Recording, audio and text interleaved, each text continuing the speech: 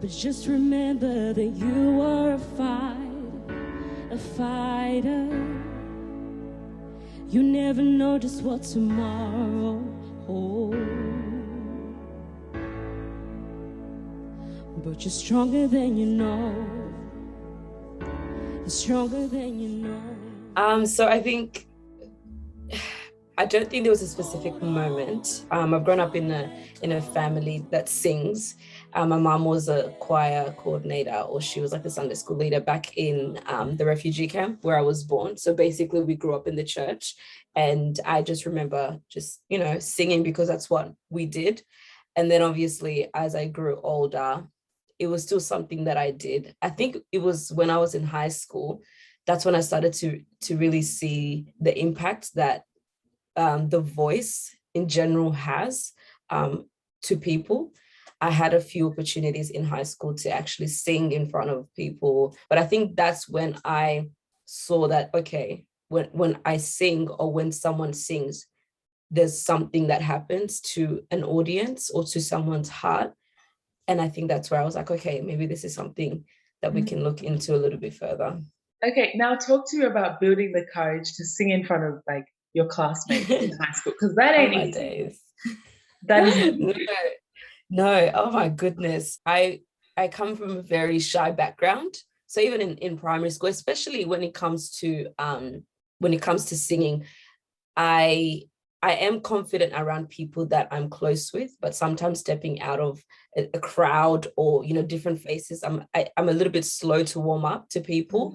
And so when you take that on a stage, it was very, very difficult for me. I remember being in primary school and having this desire and passion to sing, but not having the confidence to go with that desire. And so for a very long time, I felt like I didn't deserve, or I wasn't right for a stage or to sing in front of an audience, because I didn't have what it takes. And then when I, grew up and was in high school at this point, I had an opportunity to write a song and then to perform that song in front of the whole school. So it was from 0 to 100, from not singing in front of people, and then now we're in front of the whole school.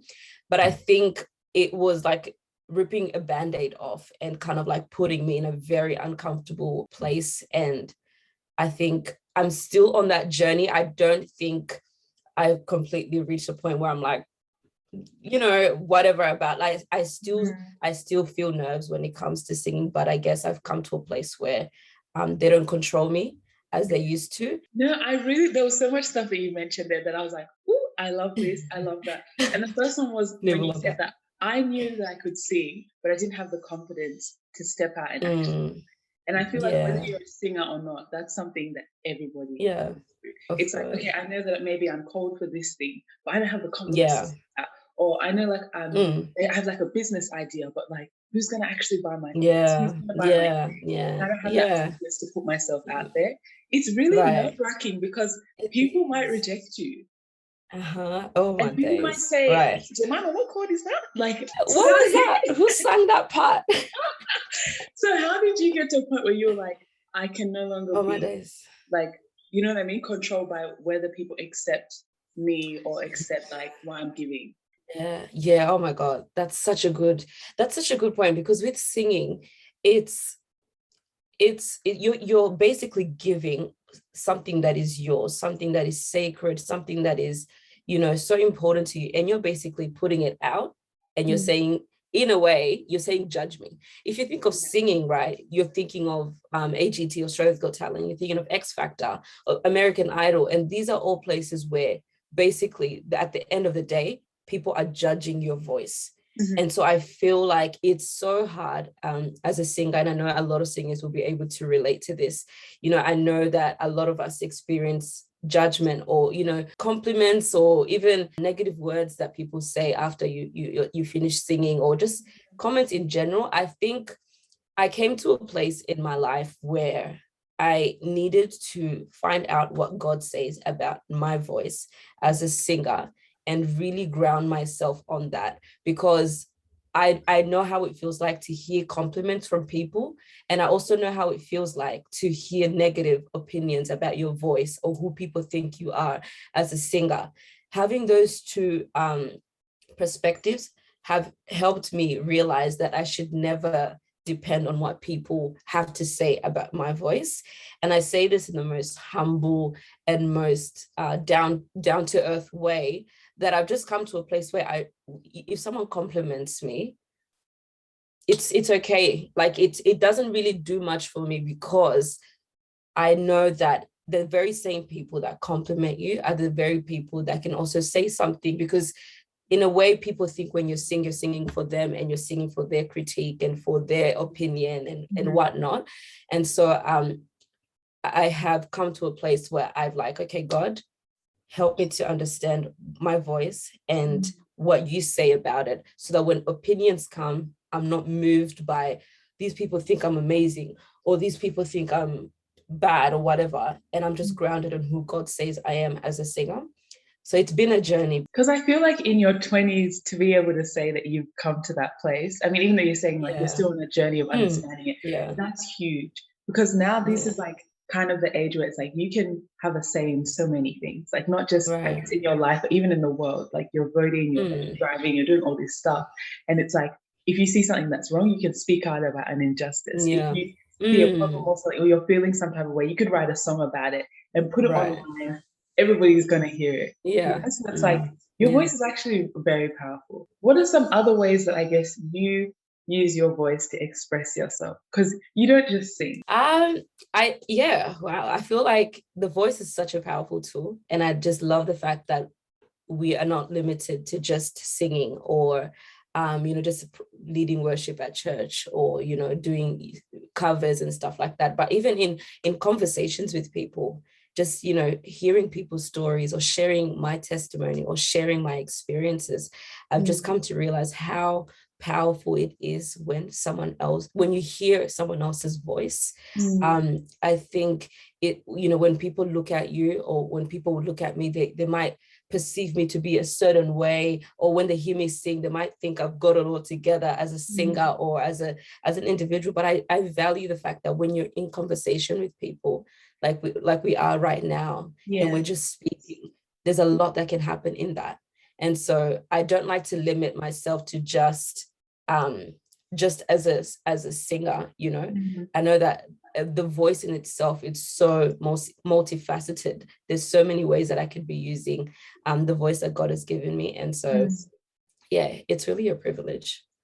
It is. And we talked about that too, because like obviously when you grow up in church and there's like a certain thing that you start off doing, sometimes you can be like, maybe this is all that God's called me to be. I can't kind of branch out, because like I've always been doing this and I've seen God move in this thing. Sometimes when you see like breakthrough in a certain area, you think you have to keep doing that thing for breakthrough. So easy for people to box you in. Yes. It's so easy for people to make you feel like this is all you're good for. Especially as Christians in general. Sometimes we'd see, okay, someone sings, they're a singer, period. There's nothing else that they can do. But I think God, like, I think we talked about this. God he's not boring. Like, do you really think that God would just put you in one place? And this is not to say that we shouldn't cultivate and work on that one gift that God has given us. But I also believe that we shouldn't limit ourselves. And most importantly, we shouldn't allow people's words to limit us, because sometimes these words can be so great, they can sound good, but if we make these words the foundation of what we're doing, we'll find ourselves just sticking to that one thing, where God has called us to other areas. I believe that I am a singer, but that doesn't mean the stage is the only place for me to minister the gift or whatever it is that God has placed in me. I value conversations, parked car conversations, catching up with people, just hearing about, you know what I mean? And it's so we shouldn't limit ourselves to just one thing. I love how you said that. I know that I'm called to sing. I see myself as a singer, but I'm not just limited to like ministering on stage. No. Because sometimes those parked car conversations, they're their own revival in itself. Like, bruh, there. I'm telling you. Like for me, I think I'm honestly like attached to my car because I'm like, there's times I've prayed in this thing driving home, right. listening You know to what a I song, mean? and I'm like, you know what, God, I'm gonna just Exactly. on the highway, Right. like Yeah, no, honestly, we shouldn't look down on those moments. They're as important as when we're on stage and we're ministering to people. I mean, even when I did an episode on like the art of worship, and this was like years back, I interviewed my friends Nadesh Yeah. and Lavina, and they were talking about this thing of like what you don't do in the private, you can't do in the public. So if you're the type of Right. person who can't like have those worship spontaneous moments in your By car, yourself. how are you going to be up on stage? Who Makes are you no leading? sense. No, but honestly though, that's so true because I feel like especially as singers, we're always giving. Yes.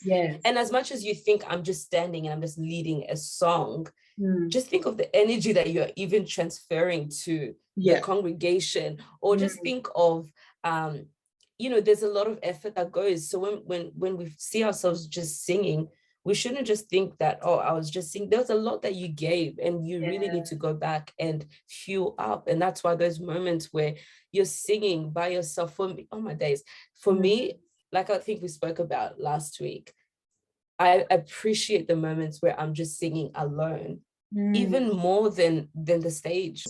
And as much as you think I'm just standing and I'm just leading a song, just think of the energy that you're even transferring to the congregation, or just think of, there's a lot of effort that goes. So when we see ourselves just singing, we shouldn't just think that, oh, I was just singing. There's a lot that you gave and you really need to go back and fuel up. And that's why those moments where you're singing by yourself, for me, oh my days, for me, I like I think we spoke about last week, I appreciate the moments where I'm just singing alone, even more than the stage or the opportunities. And I say that in a humble way because I feel like that's where I fuel up. That's where God speaks to me as a singer. And that's where God imparts in me, where there's no lights, there's no stage, there's no mic check, there's no BVs. And it's just literally you and God. And I feel like those moments are so important. They are. Oh my gosh. And you know what? It's not just like just singing in your room, but sometimes it's like start singing in the shower. Do you know what I mean? Like the revivals that happen in the shower. Can we talk about the acoustics of a bathroom? Yes. Oh man. Oh my God. No, but I love that you mentioned that. Like when you have those moments to yourself and you're just like singing in your own room. And I guess even in those moments you're singing to yourself, sometimes you might have an idea where you're like, that's like a new song. Let me record it. Right. And then you listen back. Right. Let's talk about the listening back, because sometimes that's what trips a lot of us up. And that's honestly something that sparked this conversation, voice confrontation. When do you remember like the first time you were like, oh, is that how I sound? And like, how did you overcome that? So I've always been recording my voice from as long as I can remember. I have videos from, back when I was in primary school, I just know I was always recording myself. Back then, as a child, I don't think the voice confrontation had been a thing. I don't think I was aware of that as a young child. As you grow, certain things start to arise and you start to notice different things. And so I realized that every single time I would play back a recording of myself singing, I'll be like, oh my God, like there would just be this uncomfortable feeling that I would get. But that didn't stop me. Like I'm telling you, if you come and look at my voice note on my phone, I have almost hundreds and hundreds of videos just of myself singing. But that's not even to say that I'm recording myself because, oh my God, I love the way that I sound. But it's because I came to a point where I realized, okay, this is an area that I need to work on. Obviously, the enemy is trying to make me hear something completely different to discourage me. And so what I need to do is I need to continue doing it, regardless of how uncomfortable I feel. And I don't think I've come to that place where I've overcome that. And that's the reason why I even decided to create that Instagram page, because I was like, I need to overcome this. And I need to really make myself feel uncomfortable. I have I'm always recording my voice just for growth purposes. But but I realized that there's still that fear of how I feel like I sound. It's not even about what people will say about my voice, but it's more so myself. And so I realized that the enemy will slowly try and make me an enemy of the voice that God has given me. And so I'm like, okay, this is not good. We need to work on that, because I can't have people appreciating this gift. I can't have people saying that this gift is blessing them, but I'm not treating it right. I'm not responding to it right. I feel that that's disrespectful to God. And so I'm on that journey. I love that you mentioned that, because I feel like voice confrontation is something all of us experience. Right. And even like, I literally discovered it from you. Like, I didn't know there was a term for it. I just thought, because heaps of people say it, they'll listen back, or like, say someone will be at like a concert or something and they'll record and you hear them singing over the music and they're like, oh, ew, don't mind my voice. You know, people say that. And it's like, that's something all of us experience. So just hearing you talk about like how you would feel when you listen back to your voice. When I was like reading up on it, people were saying that when we listen back to our voice, they were saying our voice is attached to our personality and how we see ourselves. So when we listen back and we don't sound the way we think we sound in our head, it messes with us, because we're like, wait, so